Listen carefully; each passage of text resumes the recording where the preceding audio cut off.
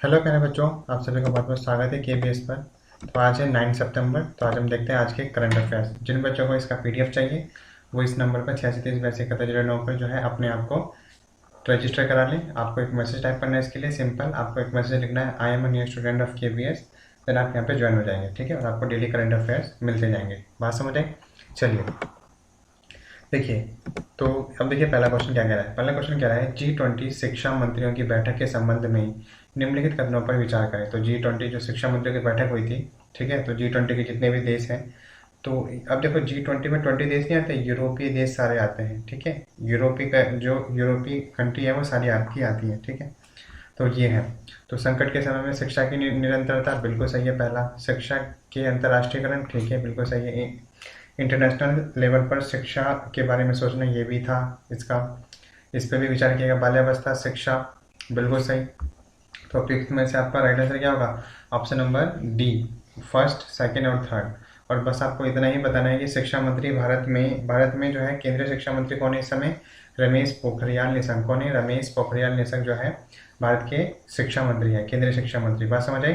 और अभी जो G20 में शिक्षा मंत्रियों की बैठक हुई उनमें इन तीन बातों पर चर्चा की गई। संकट के समय में शिक्षा कंटिन्यूस होनी चाहिए, शिक्षा की अंतर्राष्ट्रीयकरण उसे इंटरनेशनल लेवल पे ले जाया गया ताकि एक बड़ी एक समस्या बन के अगर उभरती है तो इसके बारे में सब जने सोचेंगे। तीसरा आपका है बाल्यावस्था शिक्षा। बाल्य मतलब बचपन से ही बच्चों को शिक्षा देनी बहुत जरूरी हो जाती है अगर उन्हें एक अच्छा नागरिक बनाना है तो, ठीक है। बात समझे? चलिए क्वेश्चन नंबर सेकंड क्या कह रहा है? कौन सा क्षेत्र ग्रह है गीजा के पिरामिड से 2 गुना बड़ा है? कौन सा क्षुद्र ग्रह, या आपका सॉरी, आप इसका से कहना है क्षुद्र ग्रह, ठीक है। क्षुद्र, कौन सा क्षुद्र ग्रह है? कौन सा क्षुद्र ग्रह है जो गीजा है? कौन सा क्षुद्र ग्रह गीजा के पिरामिड से 2 गुना बड़ा है और इसके 6 सितंबर 2020 को पृथ्वी की कक्षा के करीब से गुजरने का अनुमान था? तो उन्हें पता लगा कि ये जो क्षुद्र ग्रह है ये जो है गीजा के पिरामिड से 2 गुना बड़ा है और ये पृथ्वी से गुजरेगा, मतलब पृथ्वी का नुकसान पहुंचाएगा। तो वो कौन सा क्षुद्र ग्रह है? उसका नाम क्या है? उसका नाम है क्षुद्र ग्रह 46584652010FR, ठीक है। बात समझ आई? चलिए आगे बढ़ते हैं। बस आपको इतना ही ध्यान रखना है इसमें, 46582420110FR ये क्षुद्र ग्रह का नाम है जो कि गीजा के पिरामिड से 2 गुना बड़ा है और ये पृथ्वी के पास से गुजरने की इसकी संभावना थी। बात समझ आई? चलिए अगला देखेंगे। क्वेश्चन नंबर थर्ड क्या कह रहा है? किस राज्य में हरियाली सुनिश्चित करने के लिए आई रखवाली मोबाइल ऐप लॉन्च किया है? तो इसका राइट आंसर क्या है? पंजाब। आप सभी जानते हैं जो आपकी चंडीगढ़ है बहुत ही सुंदर तरीके से कैपिटल है उसकी, ठीक है, और अच्छे से उसका ध्यान रखा गया है। तो पंजाब राज्य ने ही आई रखवाली के लिए, हरियाली लाने के लिए आई रखवाली ऐप जो है लॉन्च किया है।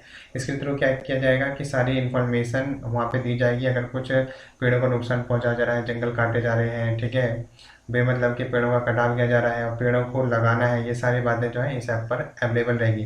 तो बात आई है पंजाब की, तो पंजाब के बारे में थोड़ा जान लेते हैं। देखिए क्या है, पंजाब की कैपिटल है चंडीगढ़, ठीक है। पॉपुलेशन को याद रखने की कोई जरूरत नहीं है। चीफ मिनिस्टर के बारे में बात करते हैं तो अमरिंदर सिंह है जो कि कांग्रेस के नेता हैं, ठीक है, कांग्रेस पार्टी है इनकी, ठीक है। गवर्नर के बारे में बात करते हैं तो वीपी सिंह भदौरिया है, वीपी सिंह बदनौर है। और डिस्ट्रिक्ट यहाँ पे कितने हैं पंजाब में? 22।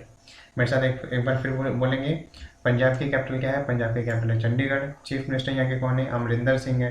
कौन है? अमरिंदर सिंह है। गवर्नर कौन है? वीपी सिंह बदनौर है। और डिस्ट्रिक्ट पंजाब में कितने हैं? 22, ठीक है। बात समझ आई? चलिए क्वेश्चन नंबर 4 देखिए। क्वेश्चन नंबर 4 क्या कह रहा है? हाल ही में इसरो ने निम्नलिखित में से किस मिशन ने इसरो का वो कौन सा मिशन है जिसने चंद्रमा पर पृथ्वी के वायुमंडल के संभावित प्रभाव का संकेत दिया है? तो किसने दिया है? पहले चंद्रयान फर्स्ट छोड़ा गया था तो इसने ही दिया है। तो चंद्रयान फर्स्ट आपका राइट आंसर है। बात आई है इसरो की, तो इसरो के बारे में जान लेते हैं। देखिए इसरो का हेडक्वार्टर, इसरो की फुल फॉर्म क्या है? Indian space research organisation. इसके हेडक्वार्टर के बारे में अगर मैं बात करता हूँ तो बेंगलुरु में इसका हेडक्वार्टर है। फाउंडर इसके कौन है? विक्रम साराभाई, ठीक है। विक्रम साराभाई ने इसको इस्टेब्लिश किया था, इसरो को, ठीक है। इसके हेडक्वार्टर कहाँ पर है? बेंगलुरु में है, ठीक। जिसकी कैपिटल है जो कर्नाटक की कैपिटल है। फाउंडेड ये 15 अगस्त 1969 में बन गया था, ठीक है। इसके डायरेक्टर इस समय कौन है? तो वो कौन है? कैलाश वेदिबू। कौन है? कैलाश वेदिबू सिवान। इनको हम बोलते हैं के सिवान है। तो इनका पूरा नाम है कैलाश सविदू, ठीक है, कैलाश सविदू सिवान। तो इनको हम शॉर्टकट में बोलेंगे के सिवान। क्या बोलेंगे हम इनको शॉर्टकट में? के सिवान, ठीक है। बात समझ आई? तो ऐसे आप याद रख सकते हैं। सब्सिडी, तो ये इंडियन स्पेस रिसर्च ऑर्गेनाइजेशन के अंडर में जो है कौन काम करता है, Vikram Sarabhai space centre, Vikram Sarabhai space centre ISRO के अंडर में काम करता है, ये उसकी सब्सिडी है। ठीक है, बात समझ आए, एक बार फिर से बोलेंगे, इसरो की फुल फॉर्म है इंडियन स्पेस रिसर्च ऑर्गेनाइजेशन। इसका हेडक्वार्टर बेंगलुरु में है, जो कि कर्नाटक की जो है कैपिटल है। ये फाउंडर कौन है, विक्रम साराभाई है। ये कब बना, 1969 में बना, 15 अगस्त 1969 को। डायरेक्टर कौन है इसके, कैलासा वडिवू सिवन, मतलब के सिवन। और इसकी सब्सिडी कौन है, विक्रम साराभाई स्पेस सेंटर। ठीक है, चलिए अगला क्वेश्चन देखिए। अगला क्वेश्चन क्या कह रहा है, क्वेश्चन नंबर 5, पहले नीला आकाश के लिए स्वच्छ वायु अंतर्राष्ट्रीय दिवस के संबंध में निम्नलिखित कथनों पर विचार करो। तो ये अंतर्राष्ट्रीय दिवस मनाया जाता है नीला आकाश, जब नीला आकाश रहता है, मतलब इसका कहने का मतलब क्या है, नीला आकाश मतलब स्वच्छ वायु और स्वच्छ पर्यावरण, इससे रिलेटेड है, तो इसके लिए एक अंतर्राष्ट्रीय दिवस मनाया जाता है। तो अगर इसके बारे में आपको पता है तो आप इस पर बेस्ड क्वेश्चनों के आंसर दे सकते हैं। तो पहला क्या कह रहा है, देखिए पहला पॉइंट क्या कह रहा है, पहला जो नीले आकाश के लिए स्वच्छ वायु अंतर्राष्ट्रीय दिवस 7 सितंबर 2020 को आयोजित किया गया था। बिल्कुल, 7 सितंबर 2020 को पहला जो नीला आकाश के लिए स्वच्छ वायु अंतर्राष्ट्रीय दिवस 7 सितंबर को मनाया गया था। तो पहला बिल्कुल सही है। 2020 का विषय क्या रखा गया, क्लीन एयर फॉर ऑल, बिल्कुल सही है। सेकंड भी सही है। WHO ने मार्च 2020 में नीले आकाश के लिए स्वच्छ वायु अंतर्राष्ट्रीय दिवस आयोजित करने के लिए संकल्प को अपनाया, नहीं बिल्कुल नहीं। WHO वर्ल्ड हेल्थ ऑर्गेनाइजेशन का इससे कोई लेना देना नहीं है, तो इसलिए इसका ऑप्शन नंबर क्या हो जाएगा, option number first and second. ठीक है, तो केवल फर्स्ट और सेकंड आपका राइट आंसर है। बात समझ आई, चलिए अब आप देखेंगे क्वेश्चन नंबर 6। क्वेश्चन नंबर 6 क्या कह रहा है, हाल ही में किस देश के साथ भारत के रक्षा मंत्री जो राजनाथ सिंह हैं, उन्होंने द्विपक्षीय संबंधों को बढ़ाने और अफगानिस्तान सहित क्षेत्रीय सुरक्षा से जुड़े मुद्दों पर बैठक की है। तो इसका राइट आंसर क्या है, ईरान। तो ये भारत ने अफगानिस्तान के साथ साथ ईरान के साथ भी सुरक्षा के मुद्दों को लेकर जो है द्विपक्षीय समझौते पर जो है हस्ताक्षर किए हैं, उनके साथ बैठक हुई है। बात है इसके बारे में थोड़ा जान लीजिए। भारत की तरफ से जो रक्षा मंत्री राजनाथ सिंह हैं रक्षा मंत्री, इन्होंने पार्टिसिपेट किया था। और ईरान की तरफ से ईरान के रक्षा मंत्री ब्रिगेडियर जनरल आमिर हतामी ने पार्टिसिपेट किया था। बात समझ आई। बात है ईरान की, तो थोड़ा ईरान के बारे में जान लेते हैं। ईरान की कैपिटल है तेहरान, करेंसी है इसकी ईरानी रियाल, प्रेसिडेंट इसके कौन है, हसन रूहानी। और ऑफिशियल लैंग्वेज क्या है, पर्शियन। ऑफिशियल लैंग्वेज यहाँ की क्या है, ऑफिशियल लैंग्वेज है पर्शियन।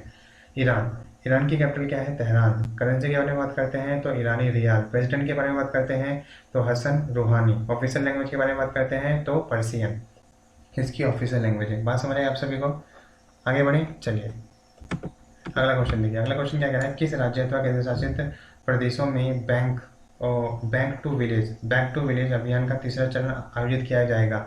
तो किस में किया जाएगा, option number D, Jammu Kashmir में बैक टू विलेज का तीसरा जो चरण है आयोजित किया जाएगा। इसके बारे में थोड़ा मैं आपको बता देता हूँ। देखो, इसके जो प्रधान सचिव हैं बिजली विकास के जो और सूचना विभाग के जो प्रधान सचिव हैं रोहित कंसल कौन है, बिजली विकास और सूचना विभाग के प्रधान सचिव हैं।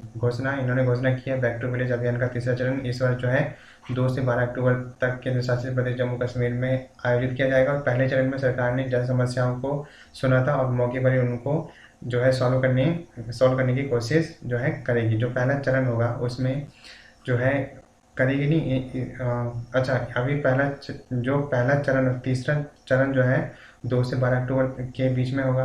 और जो पहला चरण है उसमें इसने क्या किया था कि लोगों की समस्याओं को सुना और उसे वहीं पे सॉल्व किया। दूसरे चरण में इन्होंने पंचायती व्यवस्था को सुना और साथ ही उसमें जो भी समस्याएं आ रही है उसका वहीं पे सॉल्व किया और उनकी शिकायतें क्या मांगे हैं ये सारी जाना। मतलब पहले में उन्होंने क्या करा, जन समस्याओं को चुना और दूसरे में उन्होंने पंचायत के बारे में डिस्कस किया। और तीसरे चरण पे वो क्या कर रहे हैं, वो तीसरे चरण में क्या करने हैं तो वो भी आपको पता होना चाहिए। तो उसमें जो है बैक टू विलेज आपका एम रखा गया है। ठीक है, तो बैक टू विलेज का जो तीसरा चरण है, ठीक है, वो आपका जम्मू कश्मीर में आयोजित किया जा रहा है। बात समझ आई।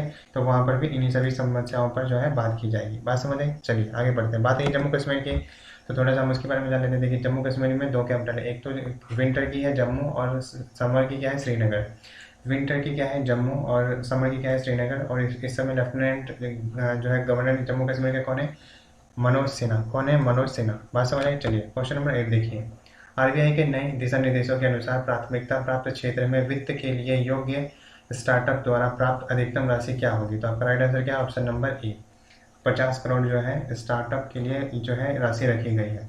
ठीक है, जो जिनको प्राथमिकता प्राप्त क्षेत्र है ना, मतलब जो जैसे कि प्राथमिक क्षेत्र, द्वितीय क्षेत्र, इन सब क्षेत्रों में आते हैं, जो प्राथमिक क्षेत्र में आते हैं, ठीक है, तो उन सभी के लिए 50 करोड़ का स्टार्टअप, अगर कोई स्टार्टअप करना चाहता है तो इनके लिए जो है एक्चुअली प्राथमिक क्षेत्र के लिए 50 करोड़ निर्धारित किए गए हैं और 50 करोड़ में से ही सबको डिस्ट्रीब्यूट किया जाएगा। बात समझ आए? चलिए अगला क्वेश्चन देखेंगे। क्वेश्चन नंबर 9 क्या कह रहा है? State of young child in India की रिपोर्ट के अनुसार बच्चों की देखभाल में कौन सा राज्य जो है इस पर नहीं है, वो शीर्ष पर है। ठीक है, शीर्ष पर है। ठीक है, शीर्ष पर है। तो आपका राइट आंसर क्या है? केरला। केरला आपका राइट आंसर है। तो केरला जो है state of young child in India में जो है टॉप पर है। बात समझ आई? अब बात है केरला की। और दूसरे स्थान पर देखो गोवा है, दूसरे स्थान पर गोवा, तीसरे स्थान पर त्रिपुरा। ये आपको ध्यान रखना चाहिए। मैंने क्या कहा? पहले स्थान पर तो केरल है, दूसरे स्थान पर गोवा है, तीसरे स्थान पर आपका त्रिपुरा है। बात है ये केरल की, तो उसके बारे में थोड़ा जान लेते हैं। देखिए केरल की कैपिटल क्या है? तिरुवनंतपुरम है। पॉपुलेशन से कोई लेना देना नहीं है, फिर भी मैंने लिख दिया है। ठीक है, और इसे जो है हर बार पब्लिश कौन करता है? वर्ल्ड बैंक ही बताता है।